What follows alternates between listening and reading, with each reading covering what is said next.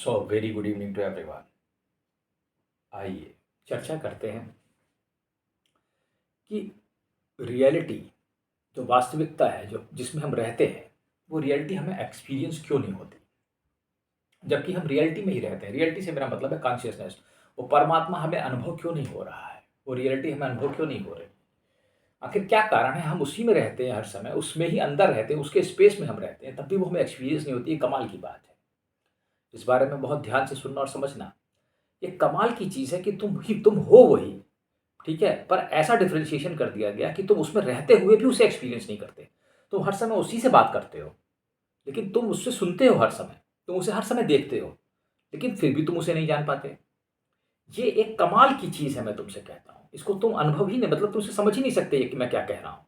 मैं तुमसे सच कहता हूँ, तुम नहीं समझ सकते, लेकिन मेरी बात समझो। फिर भी कोशिश करो। तुम उसे ही हर समय सुनते हो, उसे ही तुम हर समय देखते हो, उसी से तुम बातें करते हो, उसी में तुम रहते हो, और फिर भी तुम उसे नहीं देख पाते, समझ पाते, सुन पाते, समझ पाते। ये कैसा, ये कैसा जबरदस्त जादू है? ये जादू है, मैं तुमसे कहता हूँ। यही तो बनाने वाले का कमाल है, मैं तुमसे कहूँगा कि इतना जबरदस्त कमाल की चीज़ उसने बनाई है कि उसी में होते हुए तुम उसे नहीं देखते।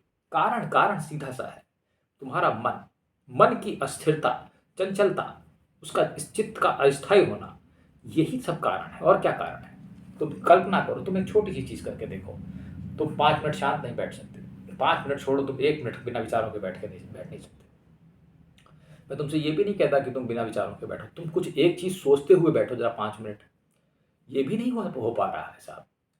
तो जब मन इतना चंचल और अस्थिर है, तो उस परमेश्वर, उस रियलिटी का भान कहाँ से होगा? इसको ऐसे लो, तुमने किताब उठाई, तुमने पढ़ना शुरू किया, तुम देखोगे कि कुछ किताब तुम पढ़ते हो, कुछ शब्द हो, कुछ अपने आप ही मन अंदाजे से लगा ले तो ये ऐसे ही लिखा हुआ है।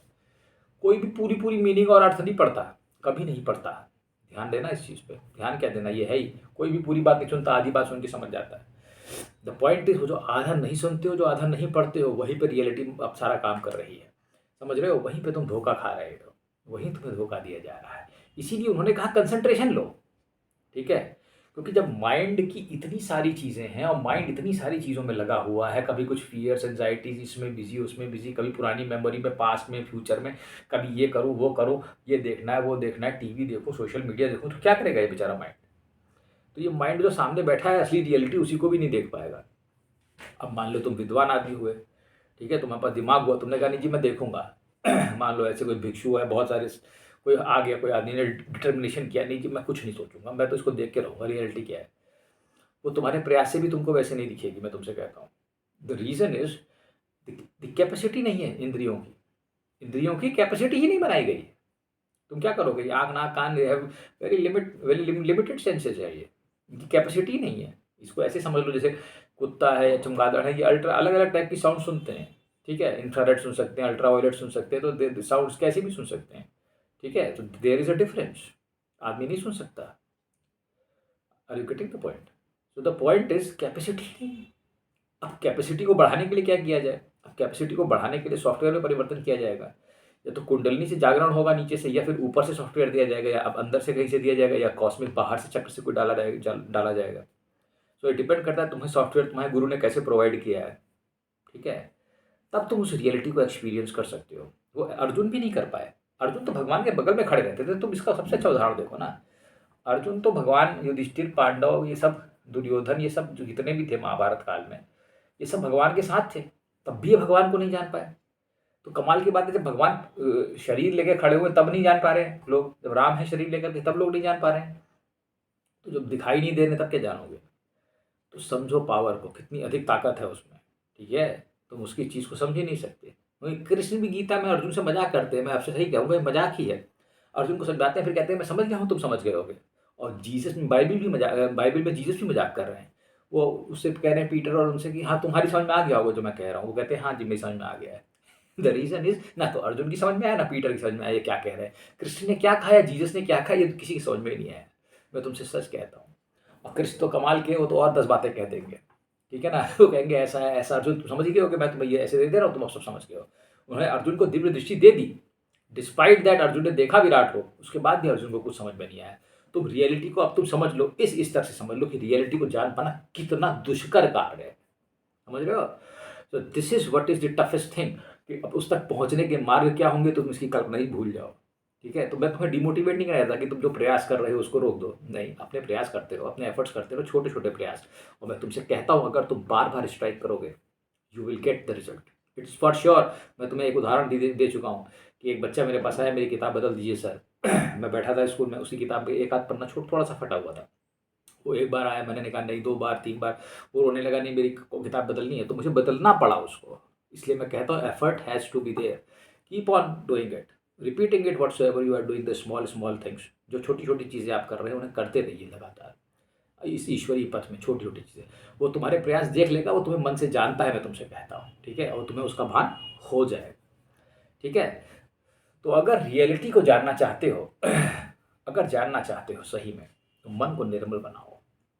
यहाँ कुछ भी नहीं है, ये संसार बहुत ही निर्मल है। मन निर्मल है, सब है। निर्मल मन जन सो महि पावा, छल छिद्र कपट मोहि न भावा। समझ गए?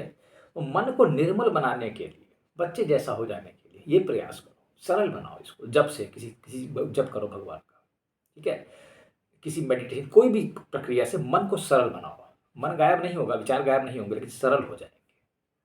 और सरल होने से तुम्हें रियलिटी का भान होने लगेगा, तुम अनुभव कर सकोगे उसको।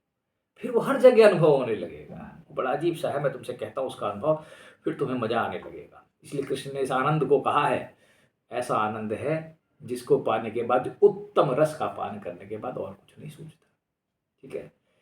तो अपने इस चंचल मन से ही तुम उसको प्राप्त कर सकते हो, और यही बाधा है। तो रियलिटी को एक्सपीरियंस करना है तो निर्मल हो जाओ। और कंसंट्रेशन दूसरी चीज़ है, मैं तुमसे बता देता हूँ। समझ रहे हो? कंसंट्रेशन दूसरी चीज़ है। ये साधारण कंसंट्रेशन या मेडिटेशन नहीं है कि तुम ऐसे बैठे हो और मैं देख रहा हूँ, मैं ये कर रहा हूँ, नहीं। ये एक बहुत ही स्ट्रॉन्ग कंसंट्रेशन चाहिए, ठीक है?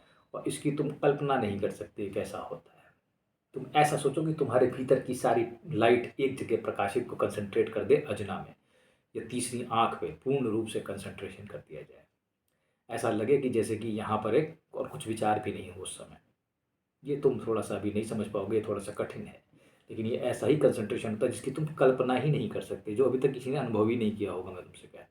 ठीक है? ऐसा लगे कि तुम्हें पूरा खींच के एक जगह कर दिया गया हो, तुम्हारी तीसरी आँख पे रख दिया गया। कुछ ऐसा है ये, ठीक है? तब उसका भान होता है, ठीक है? तो प्रयास करो, मन को निर्मल बनाओ, मैं तुमसे कहता हूँ। यही सब कुछ है, क्योंकि इसी में सब कुछ है, और तुम उसका आनंद लो उस रियलिटी का जिसमें तुम रहते हो। धन्यवाद।